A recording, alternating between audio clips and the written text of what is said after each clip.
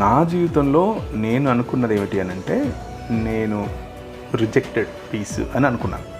నేను పనికిరాను, నేను rejected piece, నేను ఎవరికి పెద్దగా ఉపయోగపడేవాడిని కాదు అన్న నిర్ధారణకు అప్పటికి వచ్చేసాను. వైరాగ్యం ఎందుకు వచ్చిందన్న? అంటే మీరు ఫెరోషియస్గా ఉన్నారు.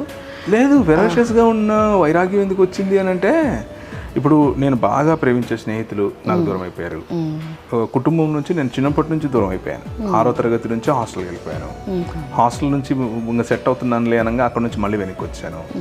కడపలో ఇక నాకు ఫ్రెండ్స్, నాకంటూ ఒక ఐడెంటిటీ వచ్చింది, నేను ఒక అందరి ముందు కనబడతాను ఇప్పుడు అని అనుకున్న సమయంలో ఈ మర్డర్ కేసు, అంటే అటెంప్ట్ మర్డర్. ఆ తర్వాత కానీ వాళ్ళు చనిపోలేదు, చాలా సంతోషం.